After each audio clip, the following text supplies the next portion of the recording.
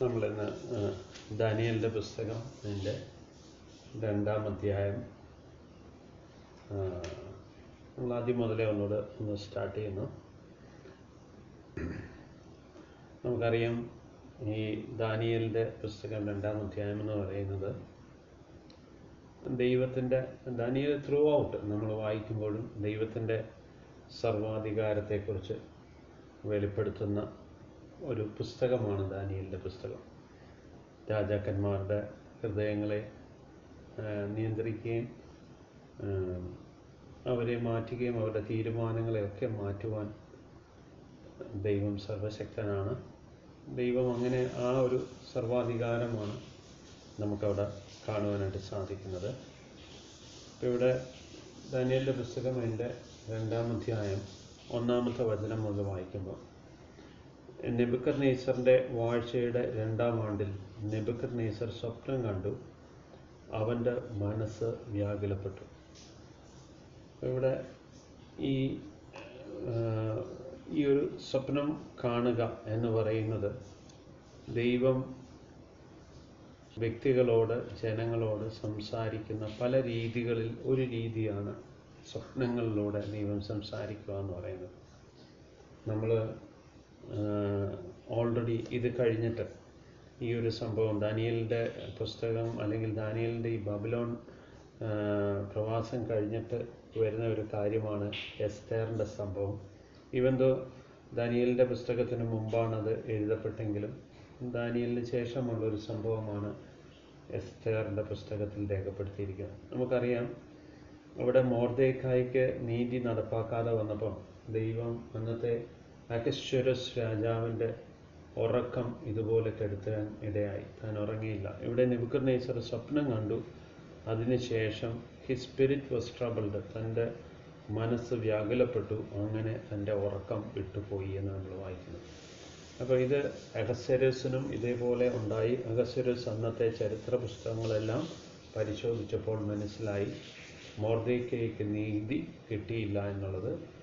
ആ അത് മനസ്സിലാക്കിയത് കൊണ്ട് തന്നെ അങ്ങനെ അവിടെ നമ്മൾ മനസ്സിലാക്കുന്നത് അവിടെ മൊർദെഖായിക്ക് വേണ്ടി മാത്രമല്ല, മൊർദെഖായിയെ രക്ഷിക്കുക എന്നുള്ളത് മാത്രമല്ല, ആ ഒരു സംഭവത്തിലൂടെ ഒരു ജനതയെ മൊത്തം രക്ഷിക്കുവാനിടയായിത്തീർന്നു. അപ്പോൾ നമ്മൾ നോക്കണം, ഒരു രാജാവിൻ്റെ മനസ്സ് മാറ്റുവാൻ ദൈവം ഉപയോഗിക്കുന്ന പല രീതികൾ.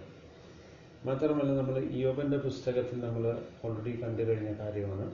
33-ാം അധ്യായത്തിൻ്റെ 14-15 വാക്യങ്ങളിൽ നമ്മൾ മനസ്സിലാക്കുന്ന അവിടെ എലീഹു പറയുകയാണ്, ദൈവം 2 രീതിയിൽ മനുഷ്യനോട് സംസാരിക്കുന്നു. 2 രീതികളിൽ അല്ലെങ്കിൽ സംസാരിക്കുന്ന 2 രീതികൾ. പല രീതികളിൽ കർത്താവ് നമ്മളോട് സംസാരിക്കും.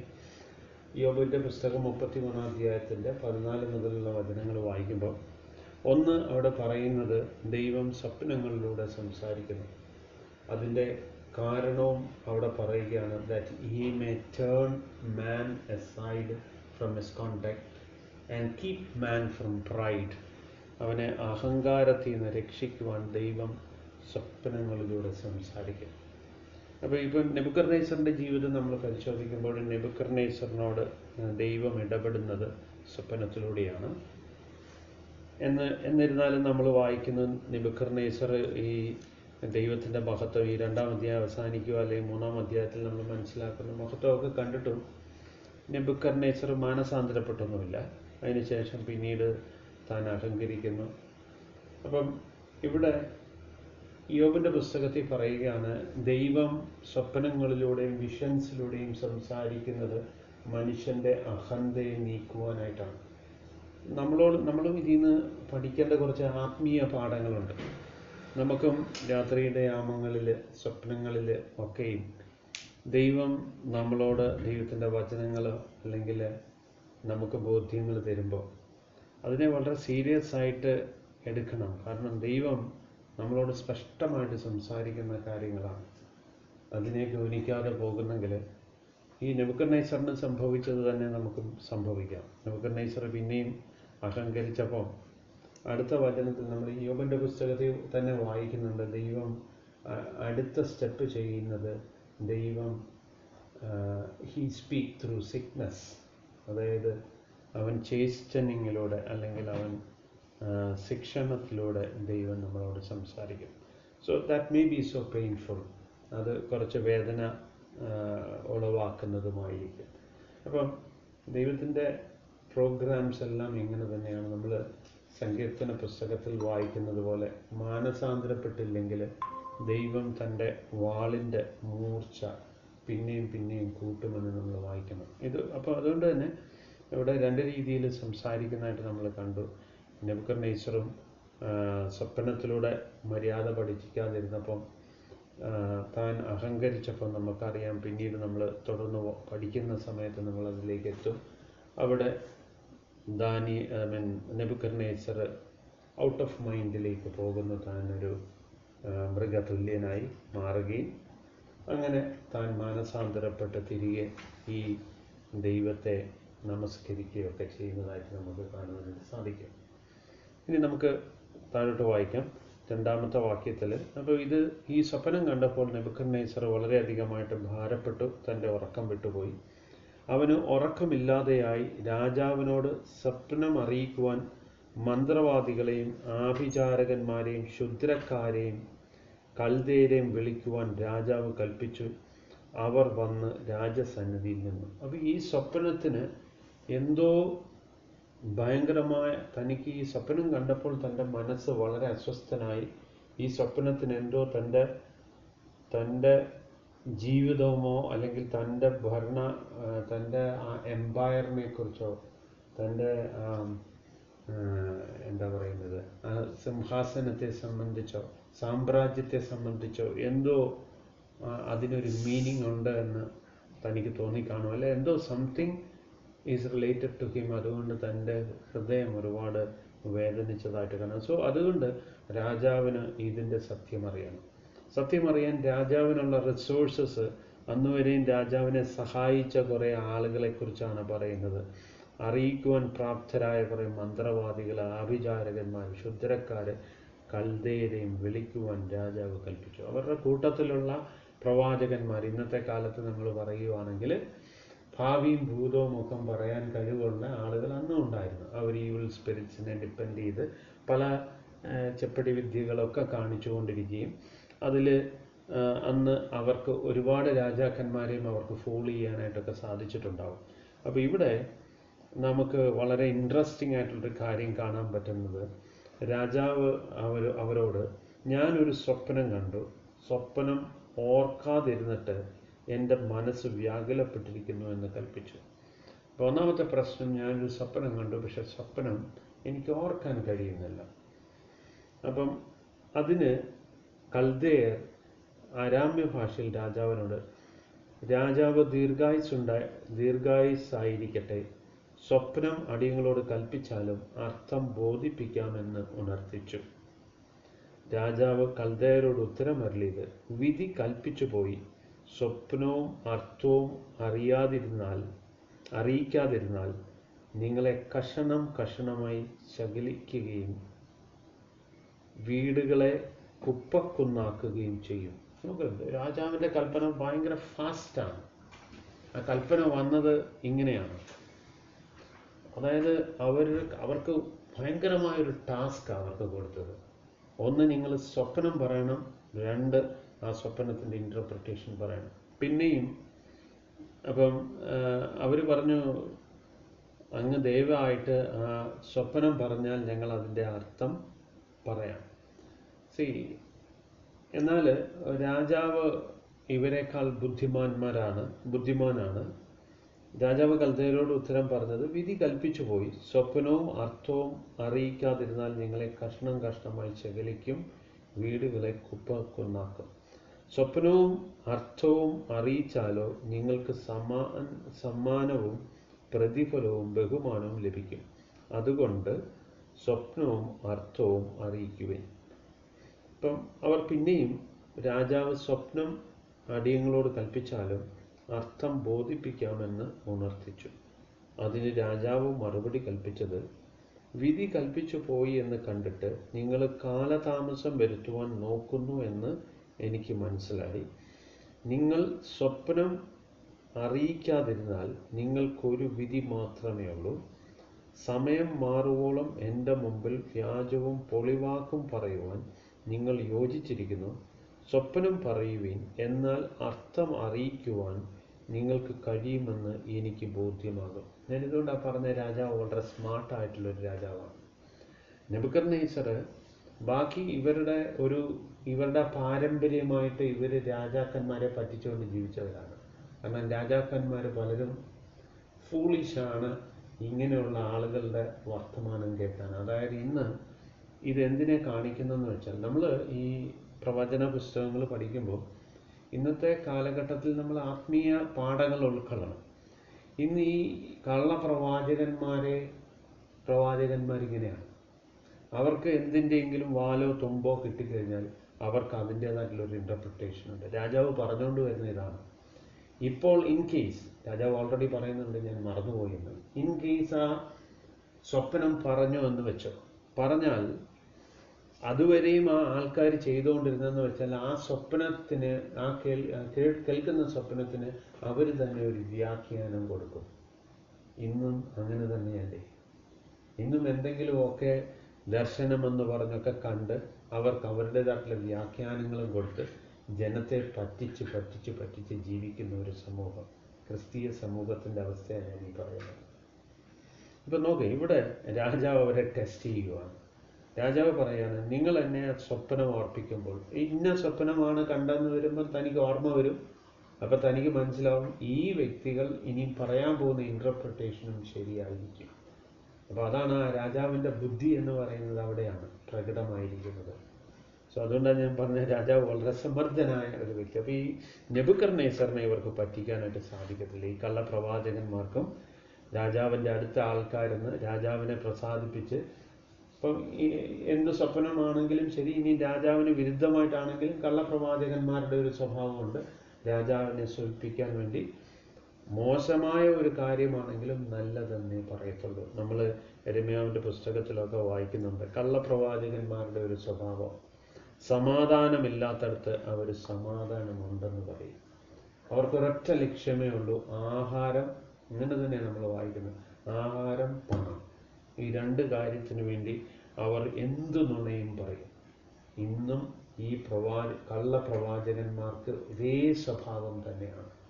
ദൈവത്തിൻ്റെ വചനത്തിലൂടെ പാപത്തെ വെളിപ്പെടുത്താത്ത എല്ലാ പ്രവാചകന്മാരെന്ന് പറയുന്നതും കള്ളപ്രവാചകന്മാരാണ്.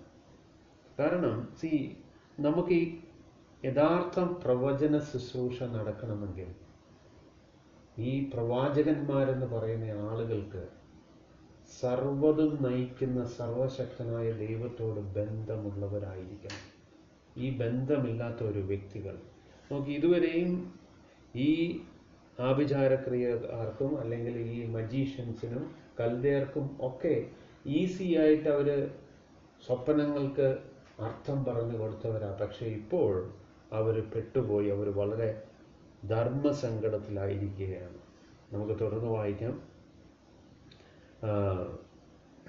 അതിൻ്റെ 9-ാമത്തെ വാക്യം മുതൽ, നിങ്ങൾ സ്വപ്നം അറിയിക്കാതിരുന്നാൽ നിങ്ങൾക്കൊരു വിധി മാത്രമേ ഉള്ളൂ.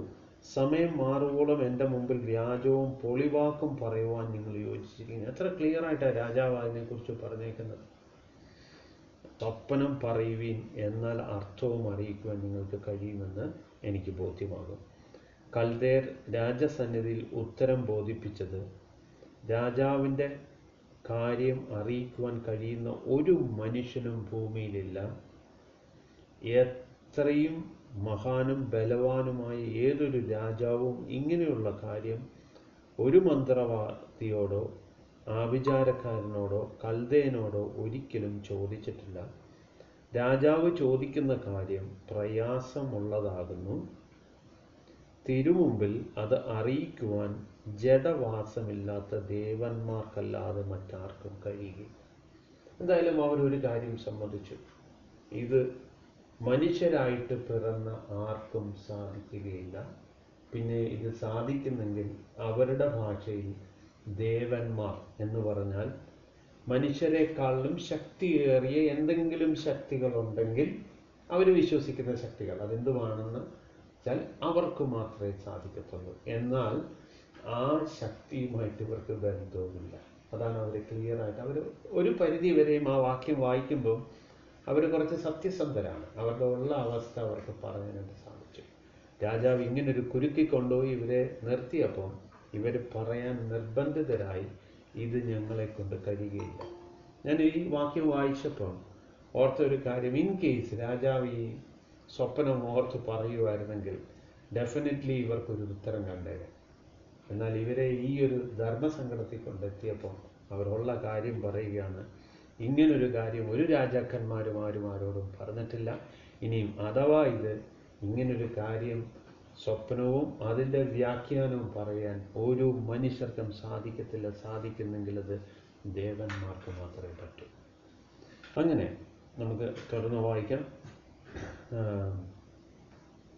അതിൻ്റെ 11-ാമത്തെ വചനത്തിൽ വരുമ്പോൾ, രാജാവ് ചോദിക്കുന്ന കാര്യം പ്രയാസമുള്ളതാകുന്നു. തിരുമുമ്പിൽ അത് അറിയിക്കുവാൻ ജഡവാസമില്ലാത്ത ദേവന്മാർക്കല്ലാതെ മറ്റാർക്കും കഴിയുകയില്ല. ഇത് ഹേതുവായി രാജാവ് കോപിച്ചു, അത്യന്തം ക്രുദ്ധിച്ചു, ബാബേലിലെ സകല വിദ്വാൻമാരെയും നശിപ്പിക്കുവാൻ കൽപ്പന കൊടുത്തു. കാരണം ഇതിൽ നിന്ന് രാജാവിനൊരു കാര്യം മനസ്സിലായി, ഇവരെല്ലാവരും ഇതുവരെയും പറഞ്ഞതെല്ലാം കള്ളത്തരങ്ങളാണ്. അവരുടെ സ്വന്തം ബുദ്ധിക്ക് തോന്നുന്നത് അവർ പറഞ്ഞുകൊണ്ടേയിരിക്കും. സമാധാനമില്ലാത്തത് സമാധാനമെന്ന് പറയും. നമ്മൾ തെസ്സലോനിക്ക ലേഖനത്തിൽ വായിക്കുന്നുണ്ട്, ഈ കള്ളപ്രവാചകന്മാരെ കുറിച്ച് പറയുമ്പോൾ സമാധാനം എന്നവർ പറഞ്ഞുകൊണ്ടിരിക്കുമ്പോൾ ഗർഭിണിക്ക് പ്രസവ വേദന വരുന്നത് പോലെ നാശം വന്ന് ഭവിക്കുമെന്ന് പറയുന്നു. ഇന്ന് ഈ ലോകത്തിൽ സഭകളിൽ പാപത്തെക്കുറിച്ച് ഒരു ബോധവും കൊടുക്കാതെ, പാപത്തെ ദൈവം സീരിയസ് ആയിട്ട് എടുക്കുകയില്ല എന്നും, ഫ്രീ ഗ്രേസ് ആണെന്നും, കൃപായുഗമാണെന്നും ഒക്കെ പറഞ്ഞ ദൈവത്തെക്കുറിച്ച് തെറ്റായ ധാരണ പരത്തിക്കൊണ്ടിരിക്കുന്ന സഭകളാണ് ഇന്ന് വർദ്ധിച്ചുകൊണ്ടിരിക്കുന്നത്. ഇതിൻ്റെ മധ്യയിൽ ദൈവം ഇന്ന് നമ്മളിൽ നിന്ന് ആഗ്രഹിക്കുന്നത് കുറച്ച് കർത്താവിനോട് വിശ്വസ്തരായിരിക്കുന്ന കുറച്ച് പ്രവാചകന്മാരെയാണ്. നമുക്ക് തുടർന്ന് വായിക്കാം. ഇത് ഹേതുവായി രാജാവ് കോപിച്ചു എന്ന് നമ്മൾ വായിക്കുന്നു. രാജാവിൽ നിന്ന് ശിക്ഷ പുറപ്പെട്ടു, എല്ലാ വിദ്വാൻമാരെയും കൊന്നുകളയുവാൻ അവിടെ കൽപ്പന പുറപ്പെട്ടു. അങ്ങനെ വിദ്വാൻമാരെ കൊല്ലുവാനുള്ള തീർപ്പ് പുറപ്പെട്ടു. അവർ ദാനിയേലിനെയും കൂട്ടുകാരെയും കൂടെ കൊല്ലുവാൻ അന്വേഷിച്ചു. കൽപ്പന പുറപ്പെട്ടു. ഈ വിദ്വാൻമാരുടെ കൂട്ടത്തിലുള്ള ഒരാൾക്കാരാണ് ദാനിയേലിന് ഈ സമയത്ത് ദാനിയേലിൻ്റെ വയസ്സ് ഏതാണ്ട് 20 വയസ്സാണ്. കാരണം ദാനിയേൽ വളരെ ചെറുപ്പത്തിലാണ് ഈ ബാബിലോണിലേക്ക് എത്തിയത്. എന്നാൽ രാജാവിൻ്റെ അകമ്പടി നായകനായ ബാബേലിലെ വിദ്വാൻമാരെ കൊന്നുകളവാൻ പുറപ്പെട്ട അരിയോക്കിനോട് ദാനിയേൽ ബുദ്ധിയോടും വിവേകത്തോടും ഉത്തരം പറഞ്ഞു. അപ്പോൾ ദാനിയേലിനെ തേടി വന്നു. ദാനിയേലിന് അവിടെ വളരെ വിദഗ്ധമായിട്ടും വളരെ ജ്ഞാനത്തോടുകൂടിയും അവിടെ ഈ വിദ്വാൻമാരെ ഈ രാജാവിൻ്റെ അകമ്പടി നായകനോട് ഇടപെടുന്ന ദാനിയേലിനെ നമുക്ക് കാണുവാനായിട്ട് സാധിക്കും. രാജസന്നിധിയിൽ നിന്നും ഇത്ര കഠിന കൽപ്പന പുറപ്പെടുവാൻ സംഗതി എന്ത് എന്ന് അവൻ രാജാവിൻ്റെ സേനാധിപതിയായ അരിയോക്കിനോട് ചോദിച്ചു. അരിയോക്ക് ദാനിയേലിനോട് കാര്യം അറിയിച്ചു. എന്നിട്ട് അടുത്ത വേർഡാണ് ശ്രദ്ധിക്കേണ്ടത്.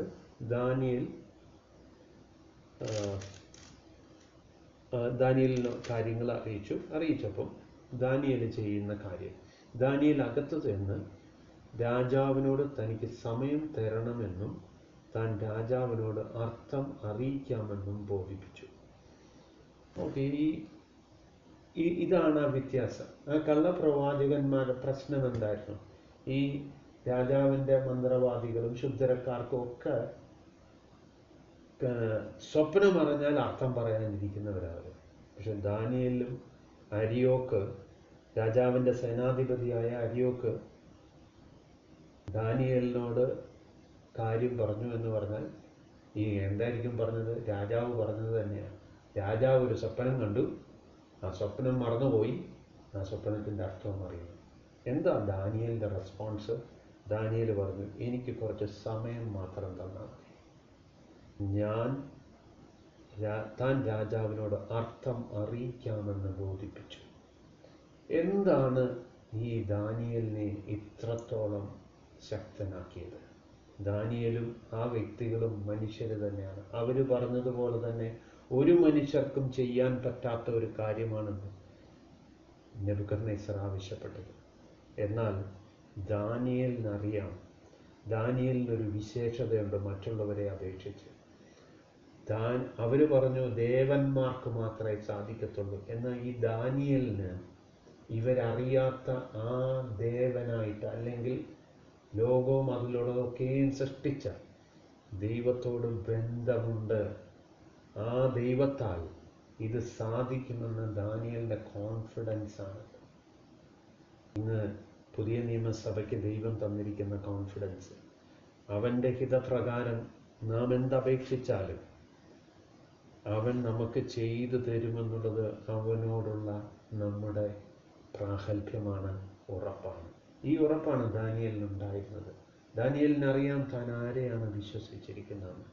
അതുകൊണ്ടാണ് ദാനിയേൽ ആ കോൺഫിഡൻ്റ് ആയിട്ട് മറുപടി പറഞ്ഞത്, ഞാൻ അതിൻ്റെ അർത്ഥം അറിയിക്കാം. എന്നിട്ട് എന്താ അടുത്ത വേർഡിൽ ചെയ്യുന്നത്? 17-ാമത്തെ വാക്യത്തിൽ വായിക്കുന്നു, പിന്നെ ദാനിയേൽ വീട്ടിൽ ചെന്ന് താനും കൂട്ടുകാരും ബാബേലിലെ ശേഷം വിദ്വാൻമാരോട് നശിച്ചു പോകാതിരിക്കേണ്ടതിന് ഈ രഹസ്യത്തെക്കുറിച്ച് സ്വർഗസ്ഥനായ ദൈവത്തിൻ്റെ കരുണ അപേക്ഷിക്കുവാൻ തക്കവണ്ണം കൂട്ടുകാരായ ഹനന്യാവോടും മിശായേലിനോടും അശര്യവോടും കാര്യം അറിയിച്ചു. നോക്കിക്കേ, പെട്ടെന്ന് താൻ വീട്ടിൽ ചെല്ലുന്നു. എന്തിനാ സമയം ചോദിച്ചത്? സമയം ചോദിച്ചത് അവർക്ക് ഒരുമിച്ചിരുന്ന് പ്രാർത്ഥിക്കാനാണ്. ദാനിയേൽ ഒറ്റയ്ക്ക് വീട്ടിൽ ചെന്നിരുന്ന് പ്രാർത്ഥിച്ചെന്നല്ല. ദാനിയേൽ ആദ്യമേ സീക്ക് ചെയ്യുന്നത് ദാനിയേലിന് ഒരു കൂട്ടായ്മയാണ് സീക്ക് ചെയ്യുന്നത്. ദാനിയേലിനെ പോലെ തന്നെ വിശ്വസിക്കുന്ന ശദ്രക്ക്, മേശക്ക്, അബേദ്നെഗോ എന്ന് പറഞ്ഞ 3 കൂട്ടുകാർ, ആ 3 പേരുടെയും കൂട്ടായ്മ ആഗ്രഹിച്ചു. അവർ ഒരുമിച്ചിരുന്ന് ഈ രഹസ്യത്തെക്കുറിച്ച് സ്വർഗസ്ഥനായ ദൈവത്തിൻ്റെ കരുണ അപേക്ഷിക്കുവാൻ തക്കവണ്ണം. എന്തിനാ അവർ കൂടിയത്? ആ ഫെലോഷിപ്പ് കൂടുന്നത്, പ്രാർത്ഥിക്കാൻ ഒരുമിച്ച് കൂടുന്നത് ദൈവത്തിൻ്റെ കരുണയ്ക്ക് വേണ്ടിയാണ്. അത് എന്തിനാണെന്നും കൂടി അവിടെ പറയുന്നുണ്ട്. പിന്നെ ഇങ്ങനെയാണ്, പിന്നെ ദാനിയേൽ വീട്ടിൽ ചെന്ന് താനും കൂട്ടുകാരും ബാബേലിലെ ശേഷം വിദ്വാൻമാരുടെ കൂടെ നശിച്ചു പോകാതിരിക്കേണ്ടതിന്. ഇവിടെ ദാനിയേൽ ആരും നശിച്ചു പോകാതിരിക്കേണ്ടതിന് വേണ്ടി ദാനിയേൽ ചെയ്യുന്നൊരു കാര്യമാണ്. ദാനിയേലിനെ പോലെ തന്നെ വിശ്വസിക്കുന്ന 3 കൂട്ടുകാരോട് ചേർന്ന് എന്തോ അപേക്ഷിച്ചത്? അവിടെ നമ്മൾ വായിക്കുന്നു, ദൈവത്തിൻ്റെ സ്വർഗസ്ഥനായ ദൈവത്തിൻ്റെ കരുണയെ അപേക്ഷിക്കുകയാണ്. ഇവിടെ വേണ്ടത് ദൈവത്തിൻ്റെ കരുണയാണ്. ദൈവമേ, ഇത് എനിക്ക് വെളിപ്പെടുത്തുവാൻ തക്കവണ്ണം എനിക്ക് പ്രത്യേകിച്ച് യോഗ്യതയൊന്നുമില്ല, ഞങ്ങൾക്ക് പ്രത്യേകിച്ച് യോഗ്യതയൊന്നുമില്ല. ഇപ്പം നമുക്കറിയാം, കർത്താവിൻ്റെ അരുളപ്പാട് ലഭിക്കുന്നത് നമ്മുടെ മേന്മയോ നമ്മുടെ വിദ്യാഭ്യാസ യോഗ്യത കൊണ്ടോ ഒന്നുമല്ല, പിതാവ് കൃപ ചെയ്തിട്ടാണ്. ഇപ്പം പത്രോസിനോട് കർത്താവ് പറയുന്നുണ്ട്, ഇത് നിനക്ക് ജഡരക്തങ്ങളല്ല വെളിപ്പെടുത്തി തന്നേക്കുന്ന, സ്വർഗസ്ഥനായ പിതാവ് അത്രേ വെളിപ്പെടുത്തി തന്നേക്കുന്നത്. അപ്പം ഈ ഒരു ബോധം നമ്മുടെ ഉള്ളിലും, ദൈവം എന്തൊക്കെ ആത്മീയ സത്യങ്ങൾ ദൈവം നമുക്ക് മനസ്സിലാക്കി തരുമ്പോഴും നമ്മളുടെ മെച്ചം കൊണ്ടൊന്നുമല്ല ദൈവം നമുക്ക് ഓരോന്നും മനസ്സിലാക്കി തരുന്നത്. ദൈവത്തിൻ്റെ മഹാകരുണയാണ്. അപ്പോൾ ഇവരും അത് തന്നെ സ്വർഗസ്ഥനായ ദൈവത്തിനോട് കരുണയപേക്ഷിക്കുകയാണ്. അങ്ങനെ അവർ അപേക്ഷിക്കുന്നു. 19-ാമത്തെ വാക്യത്തിൽ, അങ്ങനെ ആ രഹസ്യം ദാനിയേലിന് രാത്രി ദർശനത്തിൽ വെളിപ്പെട്ടു. അങ്ങനെ അപ്പോൾ ഇത് അവർ പ്രാർത്ഥിച്ചു, ഇവരൊരുമിച്ചിരുന്ന് കരുണയ്ക്ക് വേണ്ടി. അപ്പം എന്തായിരിക്കും അവർക്ക് വേറൊന്നുമില്ല. ഇത് ദൈവം വെളിപ്പെടുത്താതെ പറ്റുകയില്ല. അപ്പം ഇത് തന്നെയാണ് അപ്പോസ്തലനായ പൗലോസ് പറയുന്നത്, ഞങ്ങൾ കഷ്ടങ്ങൾ ചെയ്തപ്പം ഞങ്ങൾ മരണം മുഖാമുഖമായി കണ്ട്, സോ ദാറ്റ് ഞങ്ങളിൽ ആശ്രയിക്കാതെ ഞങ്ങളുടെ ആശ്രയം ദൈവത്തിൽ പരിപൂർണമാകുക. ഇവിടെ ദാനിയേലിൻ്റെ സുഹൃത്തുക്കളുടെ അവസ്ഥ അത് തന്നെയാണ്. കാരണം അവർക്ക് സ്വന്തമായിട്ടൊരു സ്വപ്നം ഫ്രെയിം ചെയ്യാൻ പറ്റില്ല. ദൈവം ഇത് വെളിപ്പെടുത്താതെ ഒരിക്കലും കഴിയുകയില്ല. എന്നാൽ നമ്മൾ 16ാമത്തെ സെൻറ്റൻസിൽ വായിച്ചത് ദാനിയേലിൻ്റെ കോൺഫിഡൻസ് ആണ്, വിശ്വാസമാണ്. ഞങ്ങൾ ഒരുമിച്ച് ഐക്യമധ്യപ്പെട്ട് പ്രാർത്ഥിച്ചാൽ ദൈവം അരുളി ചെയ്യും. ഈ ഐക്യമധ്യപ്പെട്ട് പ്രാർത്ഥിക്കുക എന്ന് പറയുന്നത് ഒരു ന്യൂ കവനൻ്റ് പ്രിൻസിപ്പിളാണ്. പുതിയ നിയമത്തിലാണ് നമ്മളത് കാണുന്നത്. മത്തായിയുടെ സുവിശേഷത്തിൽ കാണുന്നു, നിങ്ങൾ ഈ ഭൂമിയിൽ ഒരു വിഷയത്തിൽ ഐക്യമധ്യപ്പെട്ട് പ്രാർത്ഥിച്ചാൽ ദൈവം അതിൻ്റെ മേലിൽ ഉത്തരം തരും. ഓക്കെ, ഇത് പ്രായോഗികമായിട്ട് ദാനിയേലിൻ്റെ ജീവിതത്തിൽ ദാനിയേൽ ചെയ്യുകയാണ്. നമുക്ക് താഴോട്ട് വായിക്കാം. അങ്ങനെ ആ രഹസ്യം ദാനിയേലിന് രാത്രി ദർശനത്തിൽ വെളിപ്പെട്ടു. രഹസ്യം വെളിപ്പെട്ടപ്പോൾ ദാനിയേൽ എന്താ അവിടെ ചെയ്തതെന്ന് നമുക്ക് നോക്കാം. ദാനിയേൽ സ്വർഗസ്ഥനായ ദൈവത്തെ സ്തുതിച്ചു പറഞ്ഞത്. ഇത് കേട്ടി ഉടനെ രാജകൊട്ടാരത്തിലേക്ക് ഓടിച്ചെന്ന് ആ സ്വപ്നവും അതിൻ്റെ രഹസ്യവും അതിൻ്റെ അർത്ഥവും ചെന്ന് പറയുകയല്ല ചെയ്തത്. ആദ്യമേ താൻ ചെയ്തത് ദൈവത്തിൻ്റെ സന്നിധിയിൽ ചെന്ന് ദൈവത്തെ സ്തുതിക്കുക ചെയ്തു. നമ്മുടെ ജീവിതത്തിൽ നമ്മളിവിടെ പഠിക്കേണ്ട ഒരു പാഠമാണ്. കർത്താവ് 10 കുഷ്ഠരോഗികളെ സൗഖ്യമാക്കിയപ്പോൾ നമ്മൾ വായിക്കുന്നു, അതിലൊരു വ്യക്തി മാത്രമാണ് കർത്താവിൻ്റെ അടുക്ക് തിരികെ വന്ന് നന്ദി കരയറ്റാനായിട്ട് വന്നത്. കർത്താവ് ചോദിക്കുന്നു, ഞാൻ 10 പേരെ സൗഖ്യമാക്കി, ബാക്കി 9 പേർ എവിടെയാണ്? നമ്മൾ മനസ്സിലാക്കേണ്ടത്, നമ്മൾ ഒരുപാട് വിഷയങ്ങൾക്ക് വേണ്ടി നമ്മൾ പ്രാർത്ഥിക്കാറുണ്ട്. പക്ഷേ പ്രാർത്ഥിച്ച് ഉത്തരം കിട്ടിയിട്ട് എത്ര കാര്യത്തിന് നമ്മൾ ദൈവത്തെ സ്തുതിക്കാറുണ്ട്? എത്രത്തോളം നമ്മൾ ദൈവത്തെ സ്തുതിക്കുന്ന കാര്യത്തിൽ നമ്മൾ മുൻപന്തിയിലാണ്? ഇവിടെ ദാനിയേലിന് കിട്ടിയാൽ ദാനിയേലിനൊരു ഓപ്ഷൻ ഉണ്ടായിരുന്നു. കാരണം രാജാവിൻ്റെ കൽപ്പന അത്ര ഭീകരമാണ്. അത് വന്നു കഴിഞ്ഞു, എല്ലാവരെയും കൊന്നുകളയാൻ അവിടുന്ന് കൽപ്പന വന്നു. അവിടെ ഏർജൻസിയാണ്. ഇനി എത്ര ഏർജൻസി ഉണ്ടെങ്കിലും ദൈവം ഇത് വെളിപ്പെടുത്തി ദൈവത്തിന് സ്തുതി കരയറ്റുക എന്നുള്ളത് ദാനിയേലിൻ്റെ ഒരു ആഗ്രഹമാണ്, ദാനിയേലിൻ്റെ നിലപാടായിരുന്നു. ഇന്ന് നമ്മുടെ ജീവിതത്തിലും നമ്മൾ മനസ്സിലാക്കേണ്ട ഒരു കാര്യം അതാണ്. നമുക്ക് ദൈവം തരുന്ന ഓരോ അനുഗ്രഹങ്ങൾക്കും ഓരോ പ്രാർത്ഥനയുടെ ഉത്തരങ്ങൾക്കും നാം എത്രത്തോളം കർത്താവിന് നന്ദിയുള്ളവരാണ്. ഇവിടെ ഇങ്ങനെ വായിക്കുന്നു, അങ്ങനെ സ്തുതിച്ചു പറഞ്ഞത് എന്താ? ഇനി താഴോട്ട് ദൈവത്തെ സ്തുതിക്കുന്ന ഒരു കാര്യം നമുക്ക് കാണാം. എന്തൊക്കെയാണ് അവിടെ പറയുന്നതെന്ന് നമുക്ക് നോക്കാം. 20ാമത്തെ വാക്യം, ദൈവത്തിൻ്റെ നാമം എന്നും എന്നേക്കും സ്തുതിക്കപ്പെടുമാറാകട്ടെ. ഒന്നാമത്തെ കാര്യം, he glorified, let the name of God be blessed forever and ever. കർത്താവിൻ്റെ പ്രാർത്ഥനയുടെ തുടക്കവും അല്ലെങ്കിൽ കർത്താവ് പഠിപ്പിച്ച പ്രാർത്ഥനയുടെ തുടക്കവും അത് തന്നെയാണ്. സ്വർഗസ്ഥനായ ഞങ്ങളുടെ പിതാവേ, നിന്റെ നാമം പൂജിതമാകുക. May your name be glorified. ഇത് തന്നെയാണ് ദാനിയേലും പറയുന്നത്. അപ്പോൾ പലപ്പോഴും നമ്മളിത് വായിച്ച് വരുമ്പോൾ ദാനിയേലിന് ഒരുപാട് ന്യൂ ടെസ്റ്റ്മെന്റ് പ്രിൻസിപ്പിൾസുമായിട്ട് ഒരുപാട് സാമ്യമുണ്ട്. ദൈവത്തിൻ്റെ നാമം എന്നും എന്നേക്കും സ്തുതിക്കപ്പെടുമാറാകട്ടെ. എന്നിട്ട് പറയുകയാണ്, ജ്ഞാനവും ബലവും അവനുള്ളതല്ലോ. ഇപ്പം എന്തിനാ ഇപ്പം ദാനിയേലും സുഹൃത്തുക്കളും വന്നത്? ഇവിടെ രാജാവ് കണ്ട സ്വപ്നവും ആ സ്വപ്നത്തിൻ്റെ അർത്ഥവും മനസ്സിലാക്കാനുള്ള ജ്ഞാനത്തിന് വേണ്ടിയാണ് വന്നത്. ആ ജ്ഞാനത്തെക്കുറിച്ച് ദാനിയേൽ ഇവിടെ പറയുകയാണ്, ആ ജ്ഞാനവും ബലവും അങ്ങയുടെ പക്കലാണ്. ഇപ്പം നമ്മളിപ്പോൾ വായിച്ചു, അവരൊരുമിച്ച് പ്രാർത്ഥിച്ചപ്പോൾ ദാനിയേലിന് രാത്രി ദർശനത്തിൽ ആ രഹസ്യം വെളിപ്പെട്ടു. ദൈവത്തിൻ്റെ ജ്ഞാനം ദൈവം എന്ത് ചെയ്തു? ദൈവം ദാനിയേലിന് കൊടുത്തു. എന്തുകൊണ്ടാണ്? ദാനിയേലും സുഹൃത്തുക്കളും അവർ ഐക്യമത്യപ്പെട്ടു, അവർ എളിമപ്പെട്ടു. ഇപ്പം നമ്മുടെ ജീവിതത്തെ നമ്മൾ ത്രൂ ഔട്ട് നമ്മൾ നോക്കുമ്പോൾ നമ്മളുടെ ലൈഫിൽ ഈ സൂപ്പർ നാച്ചുറലായിട്ടുള്ള ഒരു ഇൻ്റർവെൻഷൻ വരണമെങ്കിൽ, ഒരു സ്വർഗീയമായ ഒരു ഇടപെടൽ നമ്മളിൽ വരണമെങ്കിൽ നമ്മൾ കർത്താവിൻ്റെ മുമ്പിൽ താഴ്ന്നേ പറ്റും. ഒരുപാട് പേര് കർത്താവിന് വേണ്ടി ഇറങ്ങിത്തിരിച്ച് ഒരുപാട് താഴ്മയിൽ ഇറങ്ങിത്തിരിച്ചവർ പിന്നീട് അത് സസ്റ്റെയിൻ ചെയ്യാറില്ല. പക്ഷെ നമുക്ക് ഈ ദാനിയേലിനെ നമ്മൾ നോക്കുവാണെങ്കിൽ ഇത് ഇത് സംഭവിക്കുമ്പോൾ ദാനിയേലിന് ഏതാണ്ട് 20 വയസ്സേ ഉള്ളൂ. നമ്മൾ ഈ ദാനിയേലിൻ്റെ പുസ്തകം അവസാനിക്കാറാകുമ്പോൾ ദാനിയേൽ 70 ഇയേഴ്സ് കഴിഞ്ഞു. അപ്പം 20 + 70 ഏതാണ്ട് 90 ഇയേഴ്സിലും he was getting revelation from the Lord. Meaning അതിൻ്റെ അർത്ഥം തനിക്ക് 20ാമത്തെ വയസ്സിലുണ്ടായിരുന്ന താഴ്മ, ആ താഴ്മയ്ക്ക് ഒരു കുറവും ഉണ്ടായിട്ടില്ല. താൻ എപ്പോഴും കർത്താവിൻ്റെ മുമ്പിൽ താഴ്മയുള്ളവൻ തന്നെയായിരുന്നു. അത് ഇവിടെ പറയുന്നു, ജ്ഞാനവും ബലവും അവനുള്ളതല്ലോ, അവൻ കാലങ്ങളെയും. സോ ഫസ്റ്റ് തിങ് പറഞ്ഞത് അതാണ്, wisdom and power belongs to him.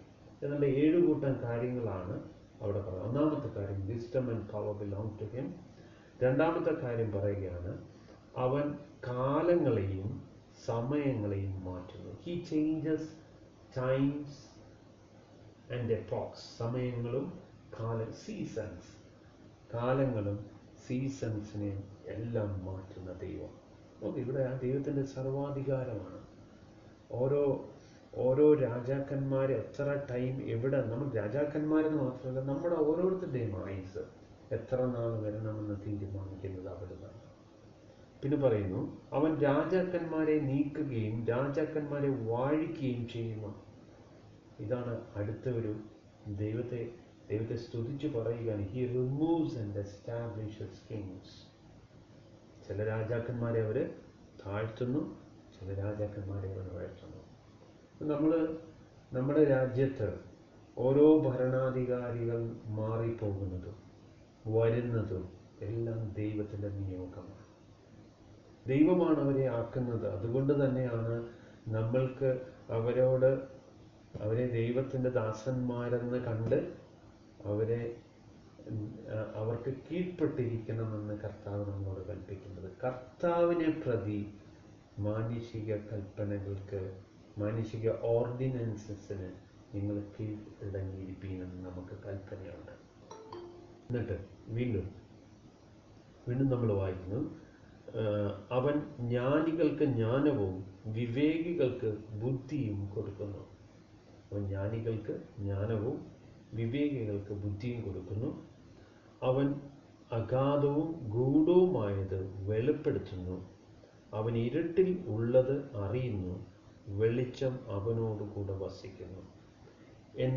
ഇപ്പം ഇതെല്ലാം നമ്മൾ താഴോട്ട് വരുമ്പോൾ എണ്ണി നോക്കുകയാണെങ്കിൽ ഏതാണ്ട് 7 കൂട്ടം കാര്യങ്ങൾ കർത്താവിനെ കുറിച്ച് പറഞ്ഞു കർത്താവിനെ സ്തുതിക്കുകയാണ്. ഇത് ദൈവത്തെ സ്തുതിക്കുന്നത് എങ്ങനെയെന്നും കൂടി പഠിക്കുകയാണ്. അതായത് ദൈവത്തെക്കുറിച്ച് ഇവിടെ ഇത്രയും കാര്യങ്ങൾ ദാനിയേലിൻ്റെ ലൈഫിൽ അനുഭവിച്ച കാര്യമാണ്. ഈ ദൈവത്തെ ഇങ്ങനെ അനുഭവിച്ചത് ദൈവത്തിന് മുമ്പിൽ പറയുകയാണ്, നീ ഇങ്ങനെയൊക്കെയാണ്, അതുകൊണ്ട് ഞാൻ കർത്താവെ അങ്ങേ സ്തുതിക്കുന്നു. ഇനി തുടർന്ന് 23ാമത്തെ വചനത്തിൽ, എൻ്റെ പിതാക്കന്മാരുടെ ദൈവമായുള്ളവേ, നീ എനിക്ക് ജ്ഞാനവും ബലവും തന്നു. മുമ്പേ നമ്മൾ വായിച്ചു. അതായത് ഇവിടെ പറയുന്നത് ജ്ഞാനവും ബലവും അവനുള്ളതാകുന്നു എന്ന് പറഞ്ഞു. ഇവിടെ പറയുകയാണ് 23ാമത്തെ വാക്യത്തിൽ, ആ ദൈവത്തിൻ്റെതായിട്ടുള്ള ജ്ഞാനം, എൻ്റെ പിതാക്കന്മാരുടെ ദൈവമായുള്ളവയെ നീ എനിക്ക് ജ്ഞാനവും ബലവും തന്നു.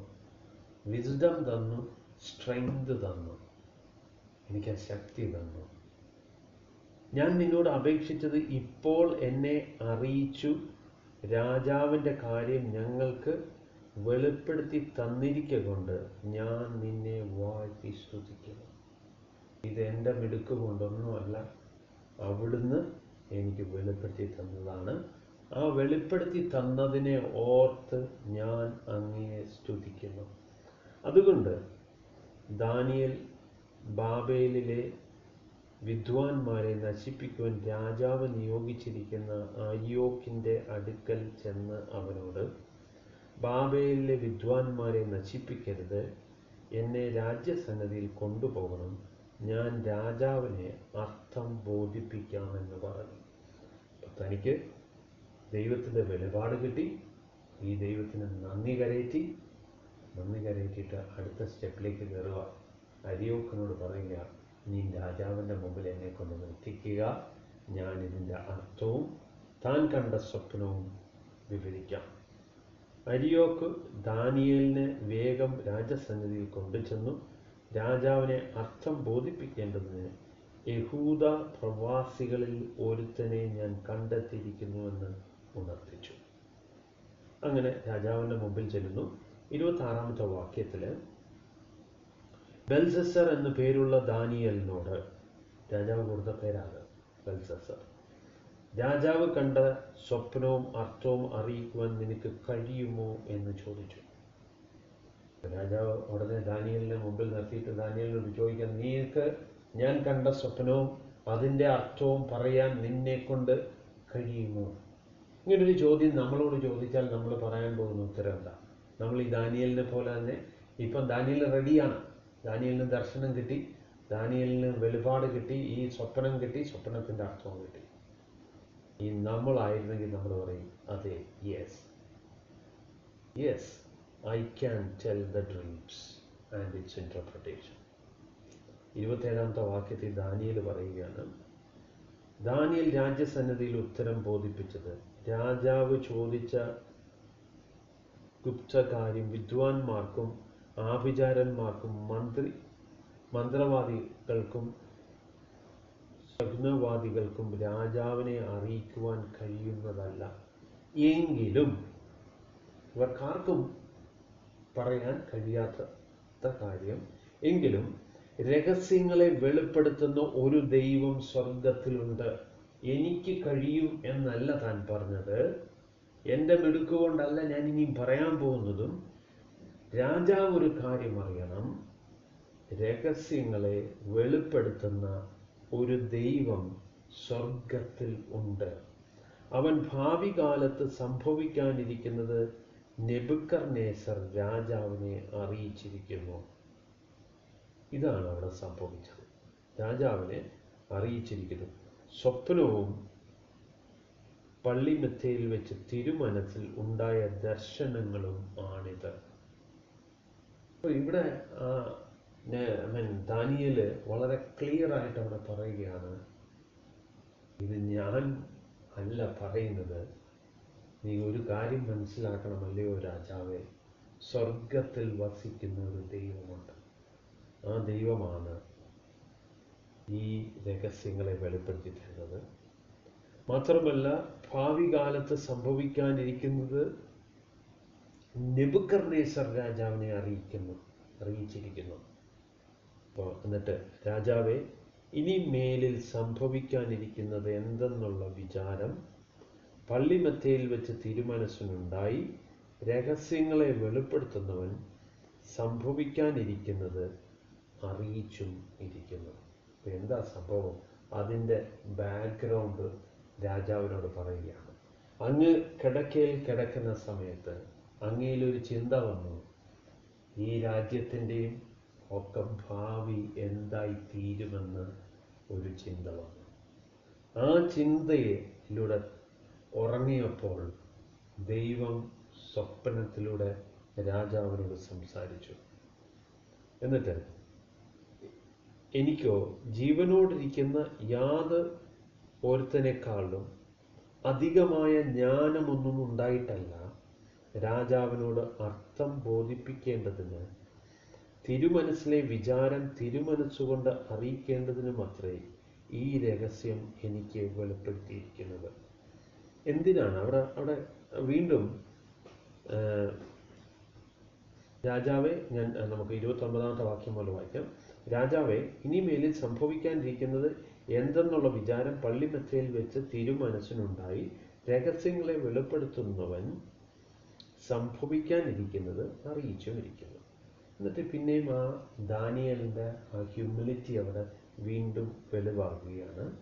എനിക്കോ ജീവനോടിരിക്കുന്ന യാതൊരുത്തിനേക്കാളും അധികമായ ജ്ഞാനമൊന്നും ഉണ്ടായിട്ടല്ല, രാജാവിനോട് അർത്ഥം ബോധിപ്പിക്കേണ്ടതിനും തിരുമനസ്സിലെ വിചാരം തിരുമനസ്സുകൊണ്ട് അറിയിക്കേണ്ടതിനുമത്രേ ഈ രഹസ്യം എനിക്ക് വെളിപ്പെടുത്തിയിരിക്കുന്നത്.